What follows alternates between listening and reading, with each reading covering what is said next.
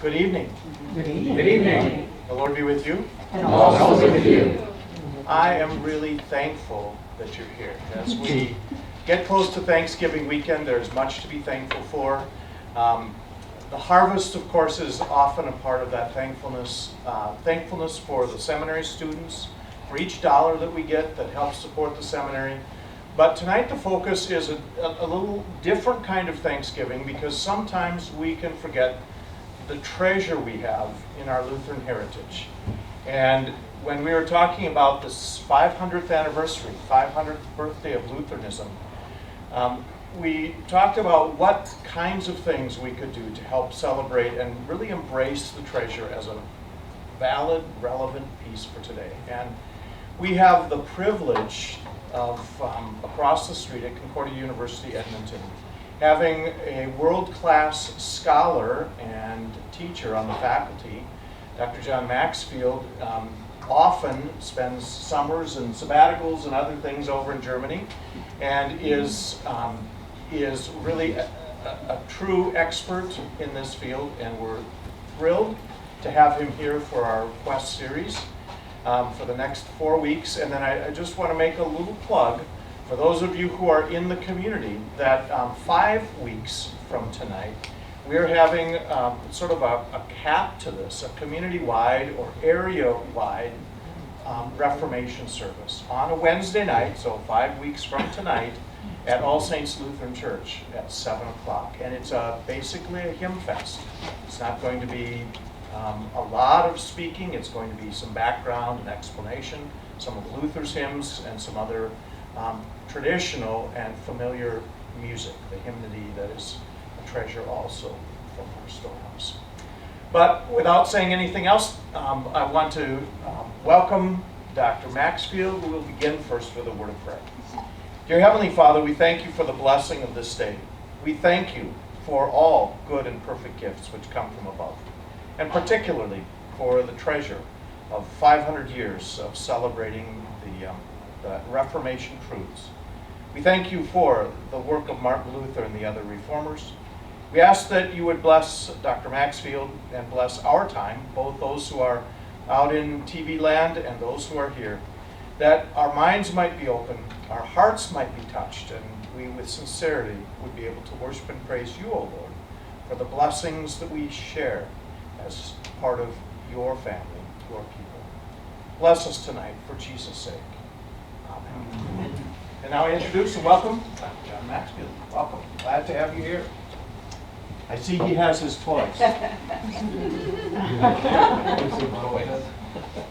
Well, it's my pleasure to be with you tonight for this series on Luther. We all know that the 31st of this month marks the 500th anniversary of, really we need to understand, not even the beginning of the Protestant Reformation or the Lutheran Reformation, but nevertheless the event that catapulted Luther into the position where he became Luther the Reformer.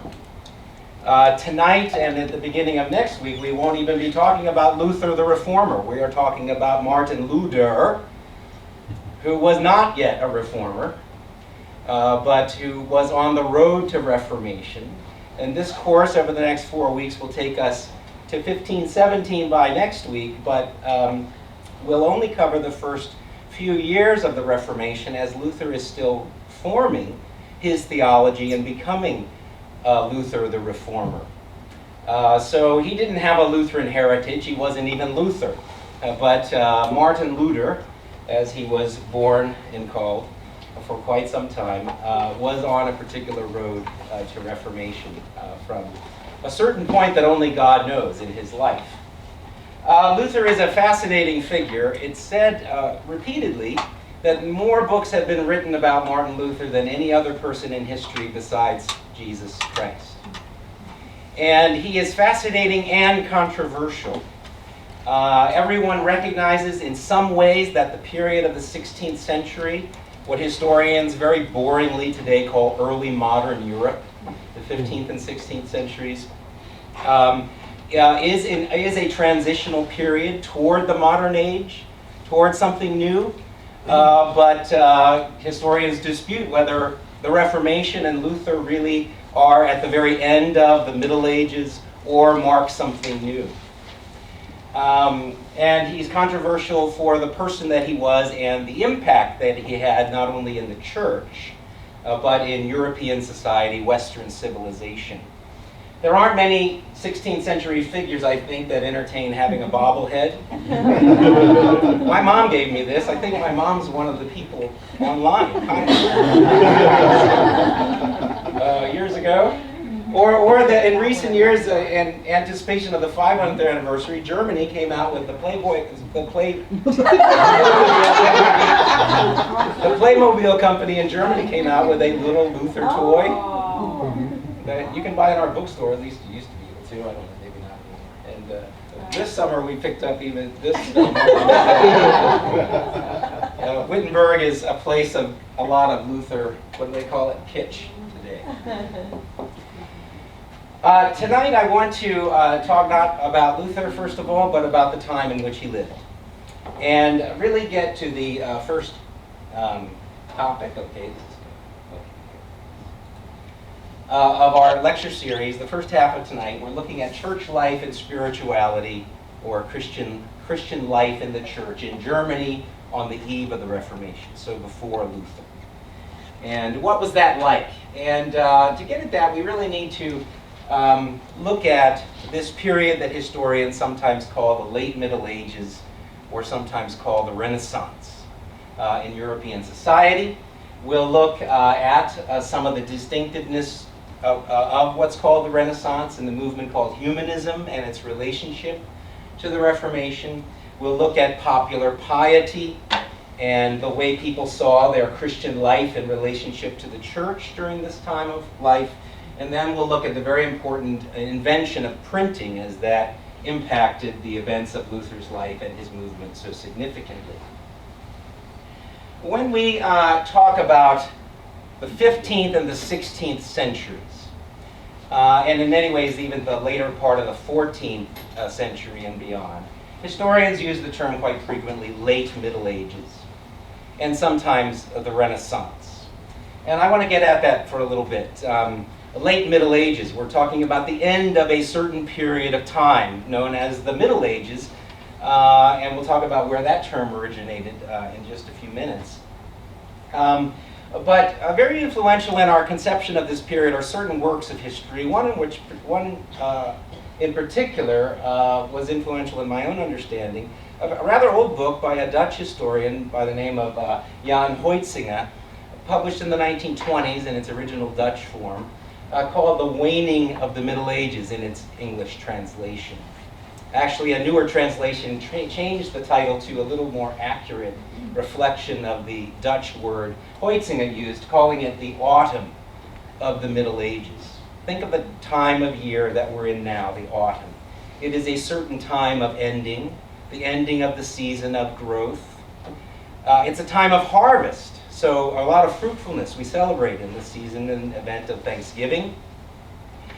But it's also a time that the vines are tiring out and we pull them out. It's the end of the season. And Huizinga looked at this period in particular in the culture of France, Burgundy in particular, and what we call the Netherlands, Dutch society, as one of the first real cultural historians to look at the way art and literature reflected on their time. And he found certain things that he commented on. For example, a preoccupation with death.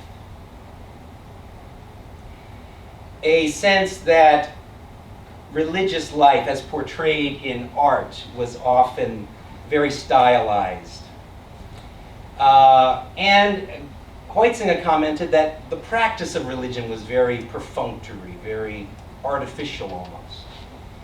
And so he described it with this word, the autumn of the Middle Ages, and a kind of waning, a tiring out of a rich civilization.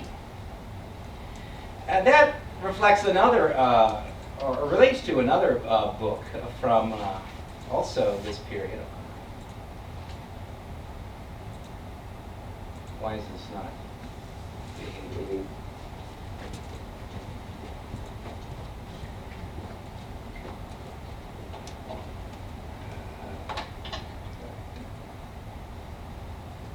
There we go. the idea of the Renaissance, which really emerged in Italy.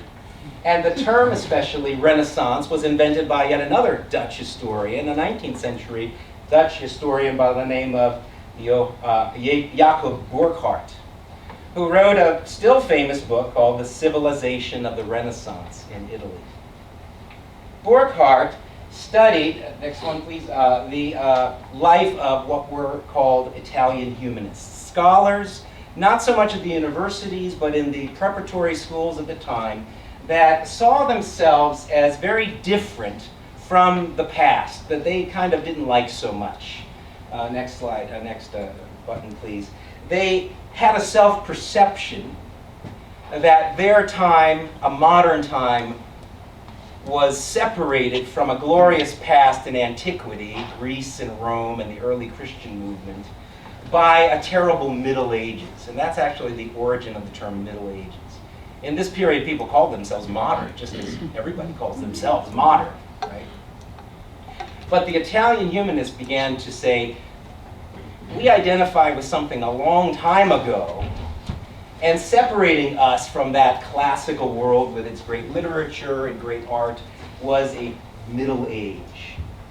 And next please, when they looked at that past, they saw this kind of preoccupation with death that also Huizinga commented on. We need to remember that in the middle of the 14th century, when the Black Death, or the plague, entered Europe, about a third of the population of Europe died in the period of 2 or 3 years from the plague. And this terrible disease would sporadically attack places up and through the 16th century. Luther several times with his colleagues, or his colleagues actually, had to abandon Wittenberg because the plague visited and the university would close and they'd go have university classes somewhere else. And only Luther and Bugenhagen, the pastor of the city church, would stay to take care of people. That happened several times in his life. This was a time of terribly high infant mortality, leading to a low life expectancy. Some people could live, if you lived to 40, you might well live to 60, 70. There are plenty of people that lived to 80 at this time. But the average life expectancy was somewhere in the 40s because so many people died in infancy and so many people died before they hit that full adulthood. There was also a real sense that things were not right in this Christian society, which everyone called Christendom, and that the church was corrupt or had problems in its institutional life. Next, please. And finally, there was a sense of threat from the outside of this European Christian society, in particular from the expanding Ottoman Empire, an Islamic empire that had expanded rapidly for the last several hundred years and was at its greatest height during Luther's time under a particular Ottoman sultan that we'll introduce in just a few minutes. This map just shows us how the Black Death spread rapidly from the coasts of the Mediterranean into Central Europe, and in such just a few years, about 30 to 60% of the European population died. A terrible loss of life that we can't even fathom. That led to this, historians believe, preoccupation with death, indeed fear of death. When we talk about the church, very important in this time is the sense that the church had been in a time of great challenge or crisis. The papal schism of the late 14th and early 15th century led to different parts of Europe aligning themselves with that pope that was head of the church and centered in Rome, but a counter-pope established in Avignon, France. And so there's supposed to be one head of the church, and there's actually two of them throughout this period. And when the conciliar movement, that is the movement that sought to see the greatest authority in the church, not in the Pope, but in councils of bishops, met. The first time they tried to expel both popes and elect a third, they ended up with 3 popes.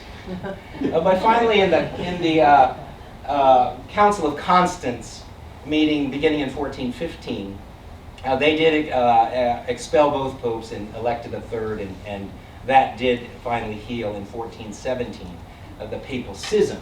But there was a real sense that the church was in need of reform, and the conciliar movement had as its motto, reform of the church in head and members, from the pope and the bishops down to the parish, priesthood and the people.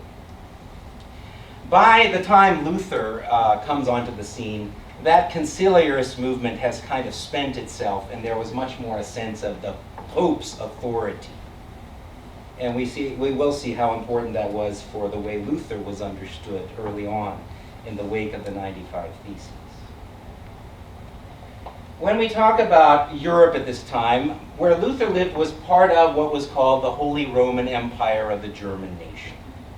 It was the descendants of Charlemagne's reconfigured Roman Empire in the 9th century. And France was, by now, it had its own monarchy, as did England. But Germany and the Netherlands and Belgium, those areas called the lowlands, were all under this conglomeration of small little states and principalities and cities and the regions under them that had allegiance to the empire. And they did speak about Germany, but it wasn't in any form a singular entity, but a plurality of different political entities.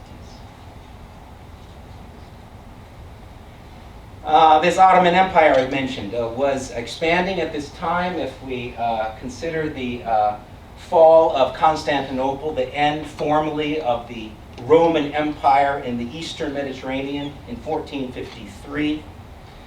Then, as the Ottomans continued to expand, next, keep going here. They conquered Belgrade in 1521 and conquered the Kingdom of Hungary in 1526. They threatened the gates of the Holy Roman Empire at Vienna 2 times during Luther's life, in 1529 and again in the 1540s. And the Ottoman Empire reached its greatest extent in the wake of Luther's time in the 17th century and existed all the way until the aftermath of World War I. 1922 was when the Ottoman Empire was formally broken up. And we're still living with the consequences of that, of the end of that empire in that part of the world today. So, a map shows from this small area in Turkey where the Ottomans started and their expansion over time into areas conquering other Islamic kingdoms and then entering into Western Europe from the southeast during this period. And it's in the brown areas that Suleiman the Magnificent, as he was called, the Sultan in Luther's time, who ruled a very long time, from 1520 to 1566, had postured himself throughout the former Kingdom of Hungary and even threatened the gates of Vienna. Now we turn to how the humanist movement and the Renaissance perceived themselves. They, as I mentioned, really saw themselves as separated from a much better time in the distant past, namely the great empire of Rome and Greek culture that, under the name Hellenism, had really given structure to culture in the first centuries since the birth of our Lord. And the Renaissance is characterized by a revival of the classical world, classical architecture, classical forms of painting. This is one of the earliest Renaissance painters, really called a proto-Renaissance painter, Giotto, in the early 14th century. You see, kind of typical of medieval art on the left here, the people that are kind of plastic looking. They're more symbolic than they are real individuals. They're portrayed to be holy people. But in the beginning with Giotto and others, at least there was some sense that you got to put these symbols of holiness into space, architectural space, eventually into other scenes where the present is emphasized. So we really have the beginning in Renaissance art of really looking at the human being and the human body for its own sake as a thing of great beauty. And that's accentuated, especially in some of the sculpture. Donatello's David on the right, left, excuse me, and Michelangelo's David on the right. You get a sense of here's a man to be celebrated as a creature of God, not just as a symbol of what it means to be holy or a saint or in relationship to God. In the painting of by Raphael of Pope Julius on the left, you see a tired old man. And you see Raphael's interest in the man, Julius, not just the mighty. Julius was most famous for being in armor and leading troops in war.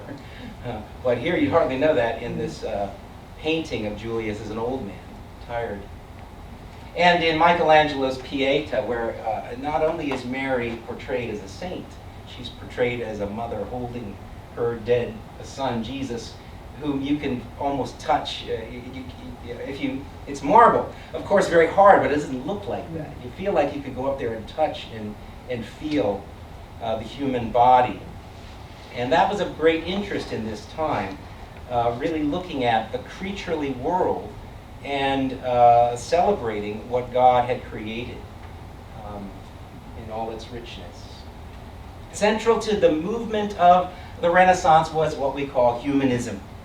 And humanism is characterized by a group of people that called themselves humanists. It was a 16th century term. Usually, originally, it referred to teachers of Latin, grammar, and literature in the preparatory schools. And over time, they began to be employed by the popes and the princes and the kings in their courts.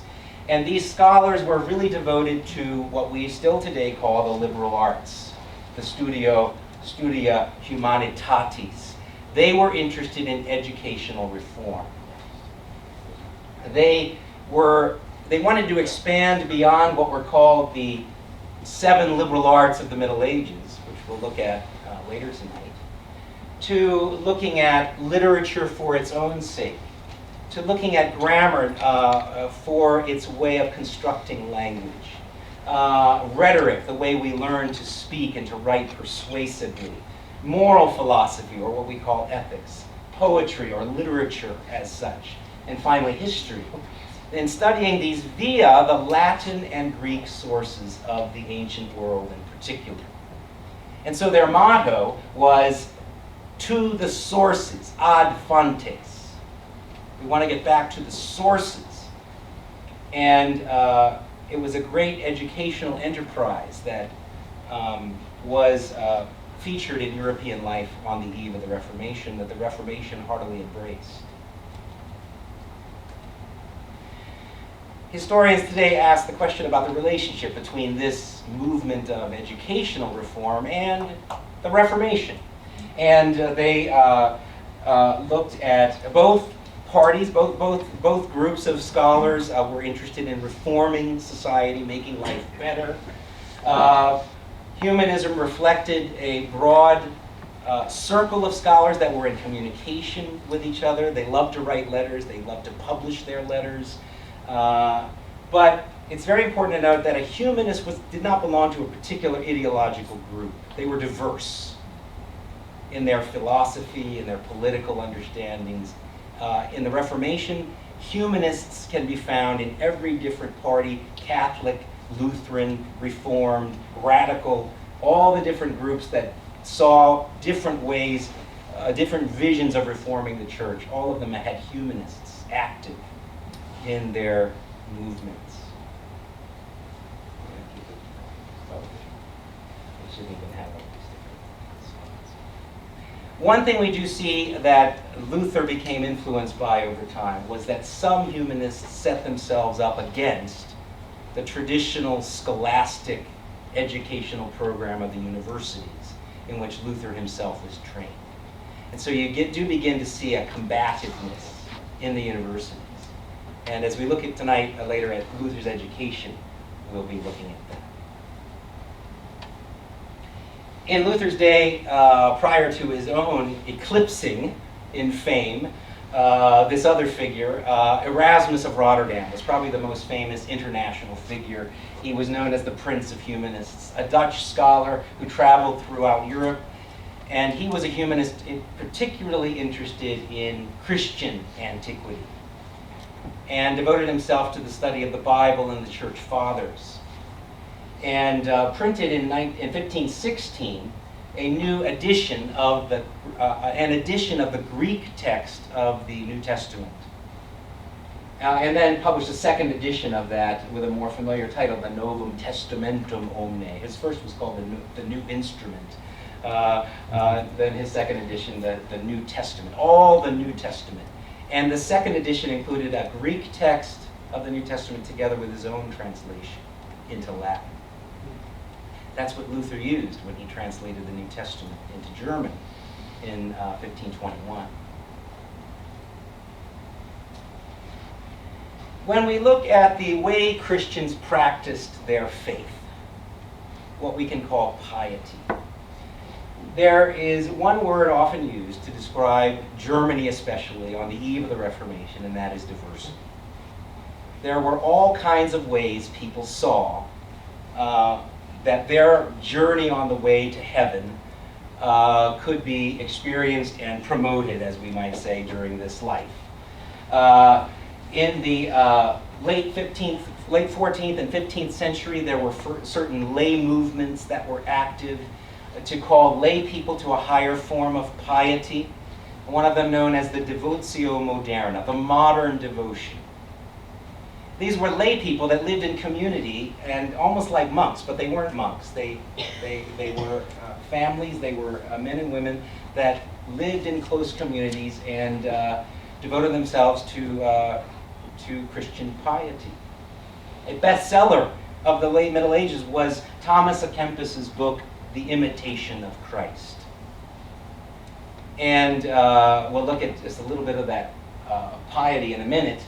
But what's important to note is that there were resources made available to people, lay people as well as the clergy, monks and nuns and priests, that could help them to live a pious life. Very popular in this time was devotion to the saints. It was known as the cult of the saints. Pilgrimages to shrines of the saints or to other holy places throughout Europe. One of the most famous ones, St. James of Compostela on the coast of Spain, northern Spain, to which pilgrims still walk today. In Luther's day, there were pilgrimage trails all the way from Sweden down through Europe, all the way to St. James on the northern coast of Spain. Relics were tremendously popular. The idea that one visiting the bones or the hair or whatever piece of a saint's body was preserved in a particular place and offering your devotion to God in the presence of that holy person's remains, relics, was very popular and very widespread throughout this time. And one received an indulgence for doing your acts of penance in the presence of relics or making a pilgrimage to a holy place. Indulgence was a way the church described converting what you might have to do in terms of working off the punishments for your sin, granting indulgence. Okay, you don't have to work that indulgence off by various ways, works of charity, for example. Just go make a pilgrimage to St. James or to Frederick the Wise's collection of relics in Wittenberg.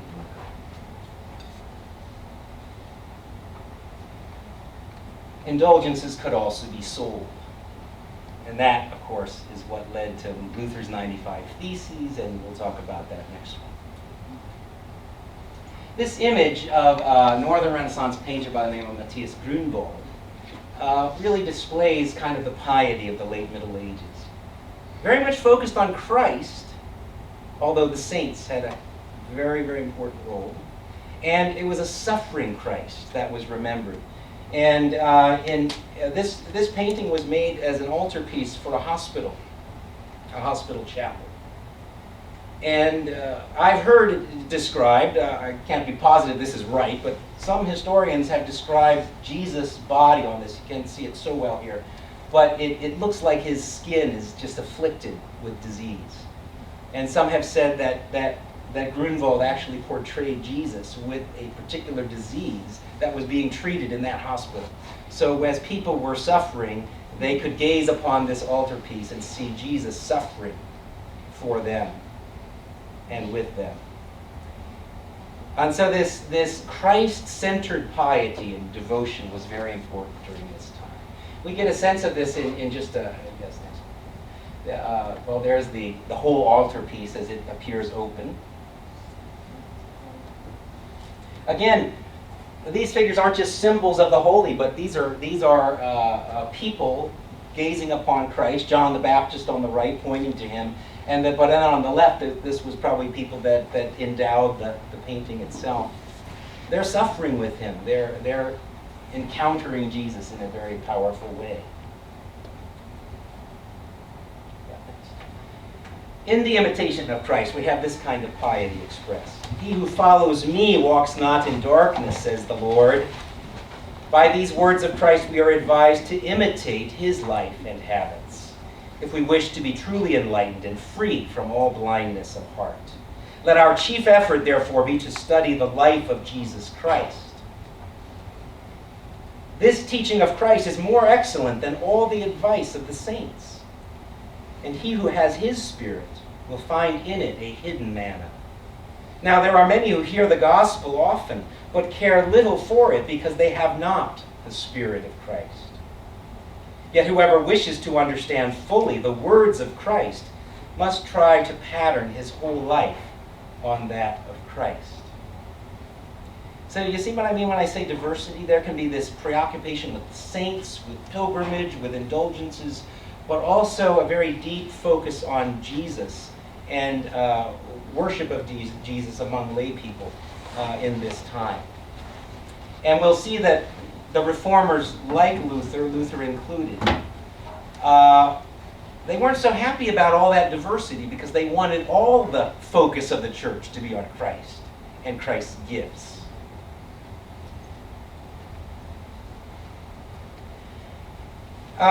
Finally, we look at the dissatisfaction of this time. I mentioned that the late Middle Ages was a time when the church had gone through crisis. But through the conciliarist movement and kind of a recovery of respect for the Pope and papal authority during this time, there had been a recovery of sorts.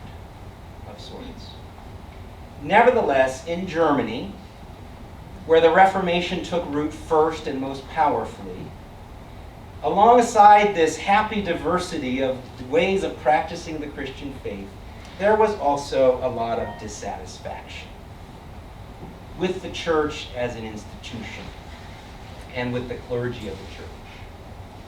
There was the perception that there was widespread corruption and immorality among the clergy. It wasn't necessarily true that this was widespread, but it was perceived as such. That there's big problems with the clergy. Some of those problems that had been protested and agreed in court or in diets of the empire, the meetings of the estates of the empire, laying grievances before the empire. Some of the things that they complained about for 100 years before Luther's time and more were such things as simony.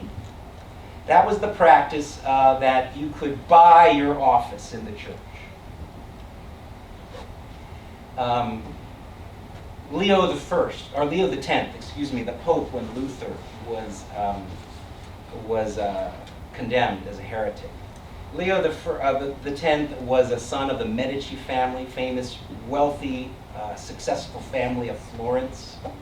And he had been positioned through his family and through their money in various offices. I think he was only 13 years old when he was named a cardinal of the Catholic Church. When Luther issued the 95 Theses in protest of a particular sale of indulgences, he didn't know it. He thought all the money from that sale of indulgences was going to Rome. But actually, I think half of the money being raised through that particular indulgence sale was going to the Archbishop of Mainz, Albrecht of Brandenburg, who had to pay a very large payment in order to be elected Archbishop of Brandenburg, or of Mainz, the highest churchly office in all of the Roman Empire, in the Holy Roman Empire, that is in Germany. The highest office in Germany, because he was already Archbishop of Magdeburg. And he was already bishop in a couple other places. And so he paid, I think, I don't remember the amounts, but I think it's to the tune of $100,000 or more in today's type of cash. Maybe it's more than that. He paid a payment to the papacy to have the privilege of being named Archbishop of Mainz. And that's what we call simony, buying office. Because along with office comes income. And in order to pay off the debt that he incurred, to pay this huge payment, he borrowed money from the bank, the Fugger Bank in Augsburg in Germany. And the sale of indulgences was being used to help Albrecht or Albert pay off his debt. That's called simony. Multiple benefices is what I just described in terms of Albert. That is, a bishop could be bishop here and there, and obviously he can't actually be bishop in all those places. And so he would act as bishop in one place and hire a vicar, a helper, to do the work somewhere else in his other office. And so a bishop could have multiple benefices, the income from being a bishop in many places. That was protested as a corruption in the clergy that was ended with the Council of Trent in the wake of the Reformation in the 1550s and 60s. There was, as you, I'm sure know, throughout the Middle Ages, all priests were to be celibate. They could not marry, but there was, I think, quite widespread concubinage among clergy. That is, having a woman, a live-in woman, through whom they often, the priest often had children. And such, so they were called the priest brats, and she was literally called the priest's whore. There's a very famous book by a scholar recently called From Priest's Whore to Pastor's Wife. And it talks about the change brought about by the Reformation when priests could finally legally marry, and therefore their woman could no longer just be the priest's concubine or whore, but now would be the priest's wife, the pastor's wife. What that meant for a church, to have a pastor with a wife instead of a live-in concubine with a bunch of priest brats. This was a widespread problem, and even more widespread was the perception that this was a big deal.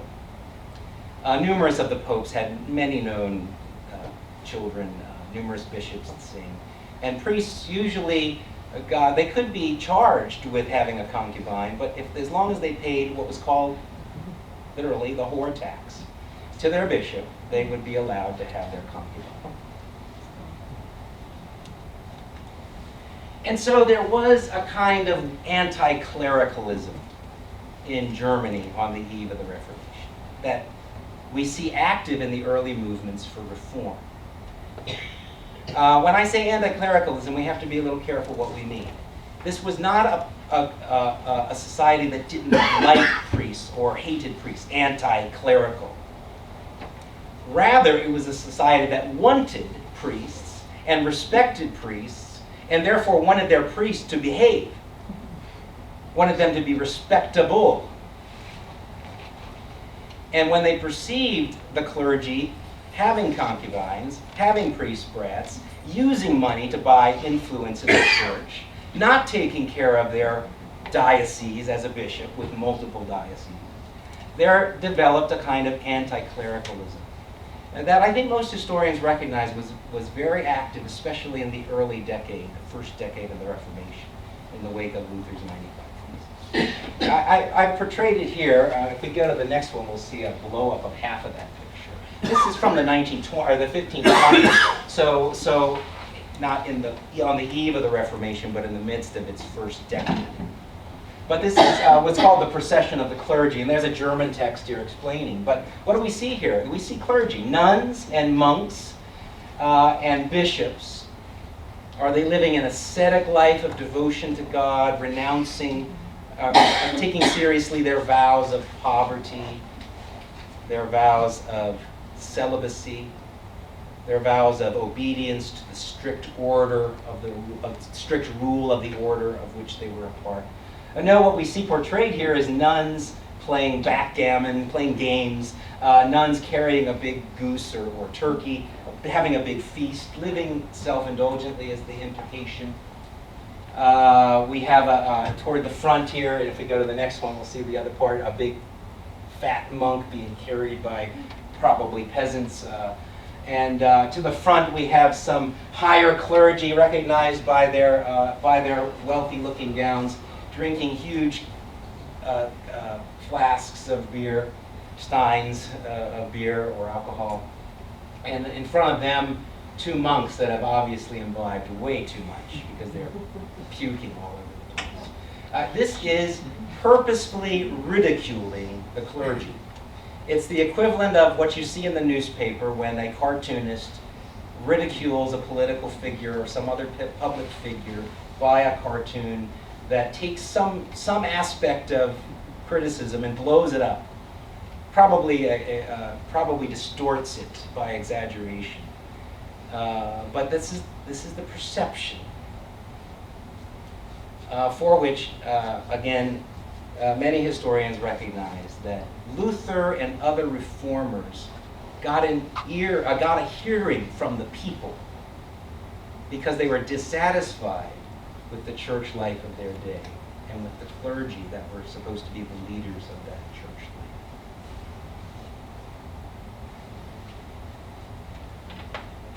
I think that's the last slide. Oh no, printing. Gotta go to printing. Luther became the most popular writer in the 16th century and the most published author in history up to that time.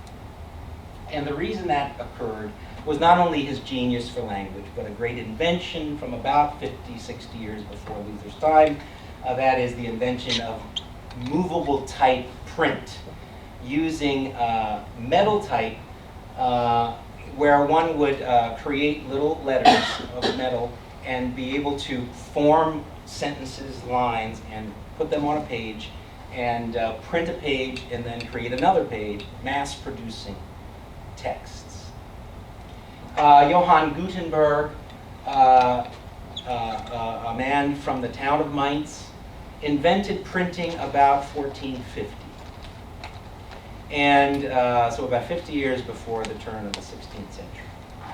And before Luther's time, printing mostly was devoted to rather expensive projects, like the first printed Bible was the Gutenberg Bible, as it's known, a Latin Bible that was very beautifully done, as you see here, with even hand-colored in glorious letters. That was one of the first great productions of a Bible, because before printing, to get a Bible, you had to have some monk in a monastery actually copying every word, line by line, word by word, line by line, page by page. Luther's Bible is not the first German Bible. It's not even the first printed Bible. That was Gutenberg's. But Luther's Bible was the first to really take off as a tremendously popular book, even though it was still rather expensive.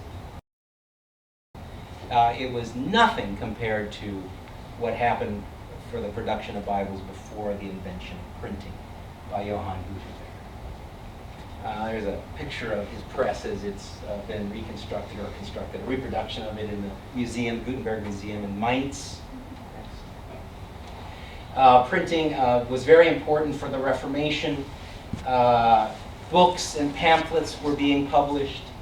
And on the eve of the Reformation, indulgences.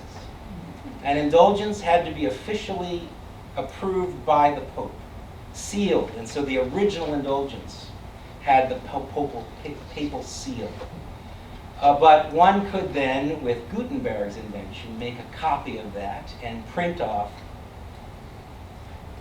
hundreds of them.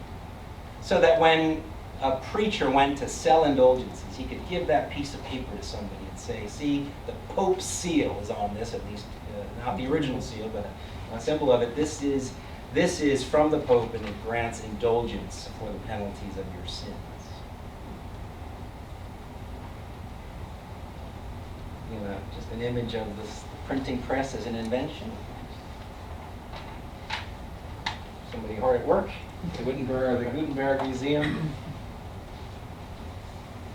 The spread of printing happened fairly rapidly around 1450 in Mainz, Germany. By a decade later, 1465, the printing press was in Subiaco, Italy. In Paris, France by 1470. In England by 1476. Luther becomes quite closely associated with printing as it's established already in his time in Wittenberg. But he's not happy with the printer there who does cheap stuff and not very helpful, so he arranges things to get a better printer in Wittenberg. The better printers at his time were in Leipzig, and Leipzig isn't very friendly to the Reformation, we'll find out early on. So this is a dynamic event that printing as an invention is spreading throughout Europe at this time. Here's some pages of the Gutenberg Bible. Again, the text printed in black, probably another run with some red highlighting, but then the Gutenberg Bibles were often hand decorated by some very talented scribe. So again, this was an expensive book. More important were the way the printed book could be used for scholarship, like the humanist scholars. These are pictures of Erasmus's New Testament of 1516, or New Instrument, actually, that first edition. And here we have the Greek text and Erasmus's, or actually the original Moldgate translation in the first edition, and then replaced by Erasmus's own edition or translation in the 1519 edition. Very important for the Reformation was the use, next please, of printing pamphlets, cheap books. Luther's books were short, most of them. And some of them very short, others a little bit longer. Only very few of Luther's books were what we would call a book. But they could be printed very rapidly in editions of 4,000, sometimes sold out within weeks because of the printing press. And here's two of Luther's Reform pamphlets from 1520. The Babylonian captivity of the church, when he addresses the subject of the sacraments, and on the freedom of a Christian, talking about justification by faith. Again, written, the latter one written in German, made accessible to people through a cheap publication. Luther's German Bible becomes the first big bestseller of the 16th century, and early Lutheran hymn books took off by the early 1520s as a way of communicating the ideas of the Reformation through music, through hymns. And the printing press was invaluable for that. Luther is often portrayed as the reformer with the open Bible. And again, one reason that was the case, that the Bible could be made accessible to people, was through the great invention of printing that occurred just before the Reformation and took off as an industry during the Reformation itself. So that will mark our introduction to Luther's time. We have about 5 minutes, or maybe a little more if we want, before our break to entertain any questions that people might have.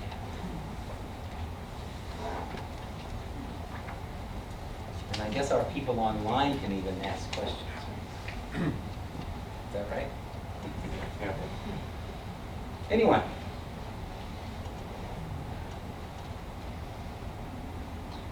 How literate were the people of today? Like, obviously the printing press is very good for getting out information, but it's not really helpful if nobody can read. So how was everybody able to process this information? Yeah, very good question. The printed word, how accessible was it? Most people could not read, but most people could be read to.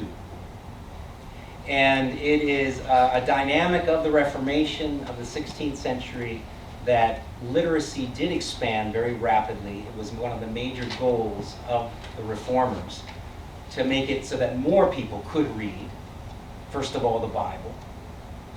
But even if you couldn't read, somebody in your household or one of your neighbors, or at least the parish pastor, if he was a good, evangelically trained, educated pastor, could read to you. And we believe that that was the reason that the printed text was so widespread. Obviously, scholars could read, and churchmen. When Luther wrote his initial Reformation tracts, like the 95 Theses, he wrote them in Latin. When he went in to engage the scholarly world, he wrote in Latin. And that was for scholars and churchmen. But early on, he already began to write very simple tracts in German. And these were picked up and bought very rapidly. So somebody's reading them, and we believe the evidence is that a lot of people who couldn't read would be glad to be read to in the household, in the local coffee house, in the local pub. All kinds of scenes are suggested as means. Then also the use of the image. There's an interesting book published, written in the 1980s, I think, by a British scholar, Robert Scribner, called For the Sake of Simple Folk, who looks at the use of images, pictures, in the published printed texts of the Reformation, and talks about how it's image and text together that could communicate more broadly the ideas of the Reformation. Even if you couldn't read, you could get something out of the picture, but especially when that picture was explained to you. Pictures are ambivalent. You have to interpret them. If it's true, as I've been told, that Jesus in the Isenheim altarpiece has this skin disease that people were being treated on, that means something. But you have to be told that for it to mean something, right? So also, in various images, including the cartoon I showed you of the procession of the clergy, there's text under there that's explaining why they're laughing at these clergy, these holy people. Those two things went together. We have a question here. Aaron asks, was there much pressure on Martin Luther around his translation, like there was on the authors of the King James Bible? Pressure for accuracy, pressure for, or opposition, yes. Luther's translation was criticized for his translation, and there were other Catholics that published alternative translations very soon after Luther. They weren't nearly as successful, but he was criticized for his translation. And he was criticized for the very idea of making the Bible very accessible broadly, because the idea was you need the Bible to be taught to you. The Bible's a difficult book.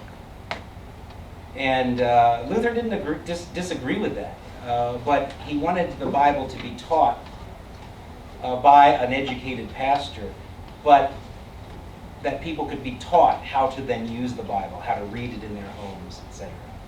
And so for that you needed an accurate Bible, and you needed, and Luther's Bible portrays clearly his theology. That's why it's still the best translation.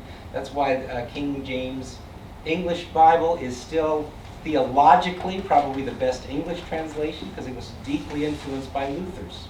Tyndale, who was at the back of the later translators, there's several earlier translations of the English Bible that make their way into the King James Version. And Tyndale's was most important, and Tyndale was very, very influenced by Luther's German translation. So even though there's good reasons to adopt a more modern translation of the English Bible, there are certain theological issues that are presented in a way very compatible with Lutheran understanding of the Bible in the King James Version that are messed up in later in other English from a Lutheran perspective.